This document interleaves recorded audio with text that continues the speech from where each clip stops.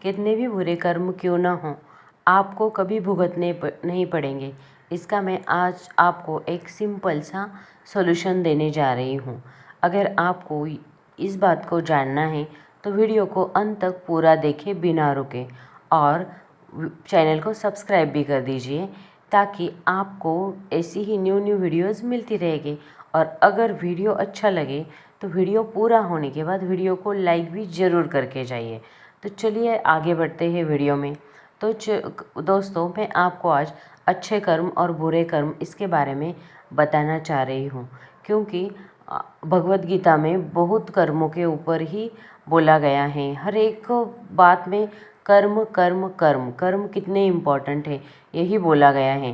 तो चलिए आज हमारे रियल लाइफ में भी हम देखते हैं कि अगर कितने भी बुरे कर्म किए हैं तो उससे बचा कैसे जा सकता है। तो इसके लिए मैं आपको एक उदाहरण देती हूँ। सपोज कि मेरे पास एक ब्लैक बोर्ड है जो मुझे ब्लैक एनर्जी ही देगा। पूरा ब्लैक है बोर्ड पर कहीं भी वाइट नहीं है। और उसके साथ ही एक उदाहरण लेते हैं कि एक ग्लास है जिसमें पूरा गंदा पानी है। तो उन दोनों से मुझे बस ब्लैक एनर्जी ही मिलती है, निगेटिव एनर्जी ही मिलती है।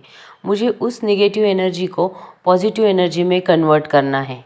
तो मैंने स्टार्ट कर दिया कि मैंने बोर्ड को थोड़ा थोड़ा वाइट करने की कोशिश कर दी। उस पर वाइट पेंट चढ़ाया और जो गंदा पानी है उसमें रोज़ थोड़ा थोड़ा शुद्ध पानी डालना शुरू किया।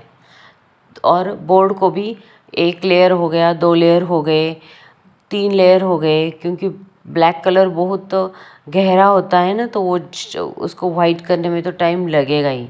लेकिन थोड़े दिनों बाद क्या हुआ कि बोर्ड भी पूरा वाइट बन गया और जो पानी गंदा था वो भी धीरे धीरे पूरा क्लीन हो गया।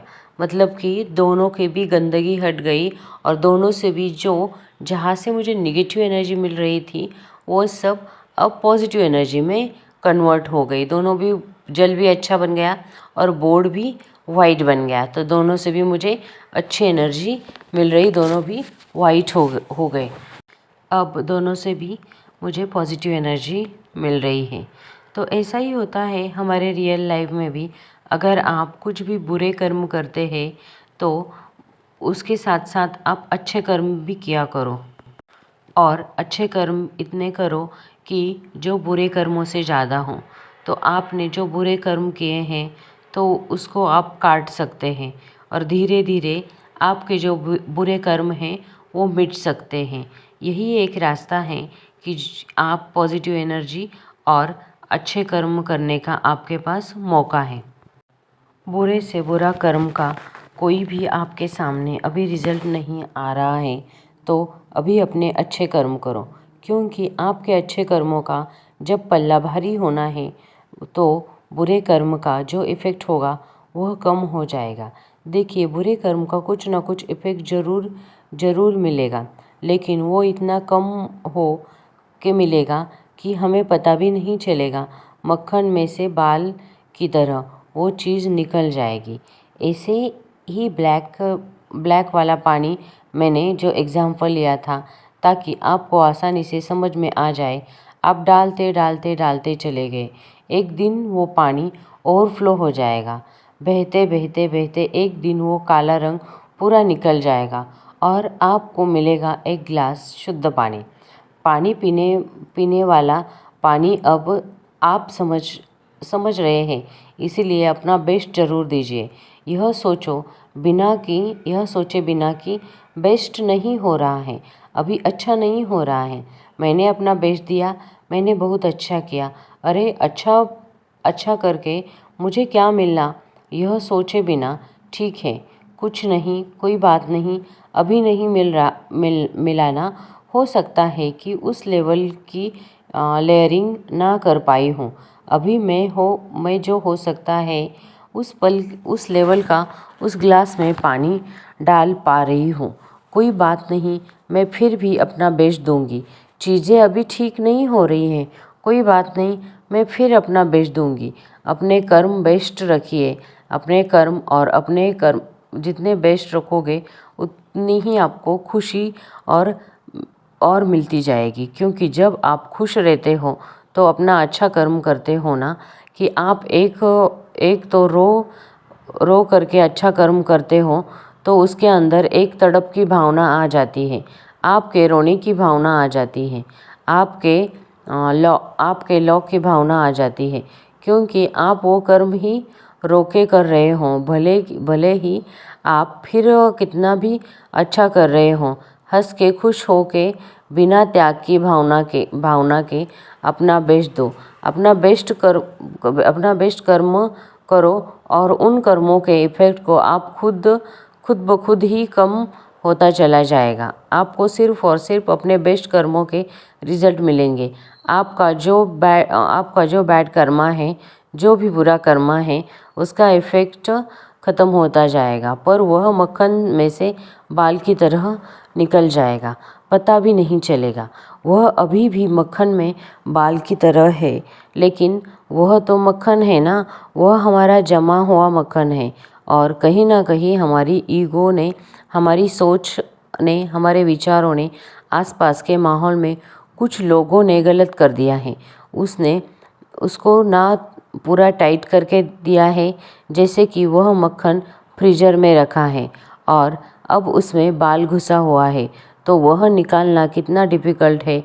अब हम इसे नरम कर रहे हैं, हम अपने कर्मों को भी नरम कर रहे हैं, हम अपने स्वभाव को भी नरम कर रहे हैं और अब हम वो दे रहे हैं जिसका रिज़ल्ट हमें चाहिए।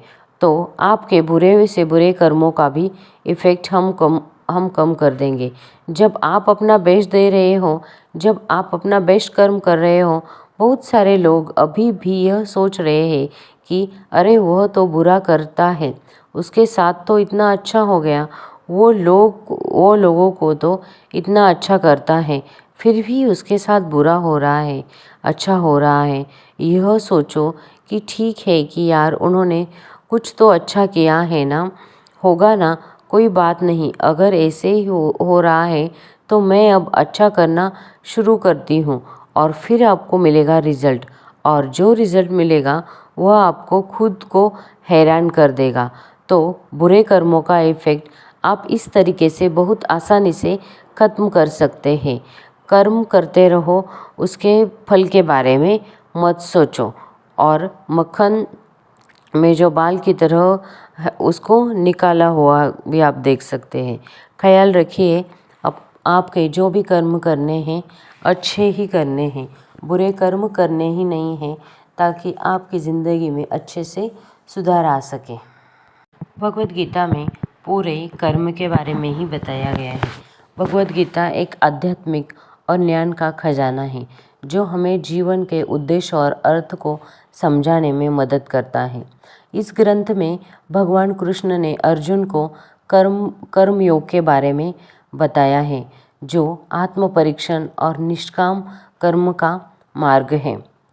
कर्म योग आत्मनिरीक्षण और निष्काम कर्म का मार्ग है, जहाँ कोई अपने कर्तव्य को फल की आसक्ति के बिना करता है। यह असाधारण भगवद गीता में सुंदर ढंग से चित्रित की गई है, जहाँ भगवान कृष्ण अर्जुन को विजय या पराजय की आसक्ति के बिना युद्ध लड़ने की सलाह देते हैं। कर्मयोग में लाभ को नहीं देखना चाहिए। अर्जुन युद्ध करने जा रहा था तो उसके मन में कई सारी शंकाएं थी, युद्ध में क्या होगा, कैसे होगा, लेकिन कृष्ण ने उसे समझा दिया कि जो भी होगा सो होगा, लेकिन अपने कर्म अच्छे रखो और हमें जो करना है वो करते रहो। भविष्य में जो कुछ मिलने वाला है उसके बारे में मत सोचो। अपने कर्तव्यों को फल की आसक्ति के बिना करते रहो। अपने कर्मों में आत्म परीक्षण और आत्मज्ञान का प्रयोग करो। कर्म योग आत्म परीक्षण और निष्काम कर्म का मार्ग है, जो हमें जीवन के उद्देश्य और अर्थ को समझने में मदद करता है। चलिए एक उदाहरण देती हूँ। कल्पना करें कि आप एक कुशल संगीतकार हैं और आपको एक चैरिटी कार्यक्रम में प्रदर्शन करने के लिए कहा जाता है। यदि आप दर्शकों को प्रभावित करने या पहचान पाने के इरादे से खेलते हैं तो आप परिणाम से जुड़े हुए हैं, लेकिन अगर आप संगीत के आनंद और आप जिस कारण का समर्थन करते हैं उस पर ध्यान केंद्रित करते हुए निस्वार्थ भाव से खेलते हैं तो आप कर्म का अभ्यास कर रहे हों। भगवद गीता में भगवान कृष्ण कहते हैं, कर्मण्येवाधिकारस्ते मा फलेषु कदाचन। अध्याय 2 श्लोक 47वां। यह श्लोक हमारे कार्यों में आसक्ति और निस्वार्थता के महत्व पर जोर देता है। भगवद गीता एक ऐसा असीमित और अखंडित ज्ञान देता है कि जिसके ऊपर से हम बहुत सारे उदाहरण पा सकते हैं और अपना जीवन अच्छे से कैसे व्यतीत कर सके ये हम देखते हैं। बुरे कर्मों को ख़त्म करने के लिए कोई भी ऐसा जादू नहीं है कि आप झट से कुछ भी उपाय करें, जादू टोना करें और आपके बुरे कर्म नष्ट हो जाए। बात तो यही ध्यान में रखनी चाहिए कि कभी भी बुरे कर्म नहीं करने चाहिए। किसी का भी हमसे कुछ भी बुरा ना हो, यही हमारी ज़िंदगी का प्रयास रहना चाहिए। और गलती से भी आपसे किसी के साथ कुछ बुरा हो गया हो तो उस बुरे कर्म को मिटाने के लिए एक ही रास्ता है, आपको अच्छे कर्म करते चलो। आपने जितने बुरे कर्म किए हैं, आप उससे ज़्यादा जब अच्छे कर्म करोगे तो उस बुरे कर्म अपने आप नष्ट हो जाएंगे। अच्छे कर्मों का पगड़ा जब भारी होगा तो आपके बुरे कर्म नष्ट होते जाएंगे। ये तो हमने बोर्ड के एग्जाम्पल से तो समझ लिया है। ऐसी ही हमारी ज़िंदगी में भी हम कर सकते हैं। बुरा कर्म करना ही नहीं है और अगर किसी के पास से कुछ हो गया है बुरा तो इतने अच्छे कर्म करो कि उन अच्छे कर्मों से जो बुरे कर्म किए हैं वो सब मिट जाए। भगवद गीता में भी यही बताया गया है और मैंने भी वही आपको समझाया है। तो चलिए आज के वीडियो में बस इतना ही। अगर आपको ये वीडियो अच्छा लगा होगा तो प्लीज़ वीडियो को लाइक करें और चैनल पे नए हों तो सब्सक्राइब भी करें ताकि आपको ऐसे ही न्यू मोटिवेशनल वीडियोज़ मिलते रहें। और साथ ही साथ कमेंट में ज़रूर बताइए कि आज के दिन आपने कौन सा ऐसा अच्छा कर्म किया है, किसको हेल्प की है, तो वो भी कमेंट में लिख के चले जाइए। मिलते हैं फिर नेक्स्ट वीडियो में, तब तक के लिए हैप्पी रहिए, खुश रहिए।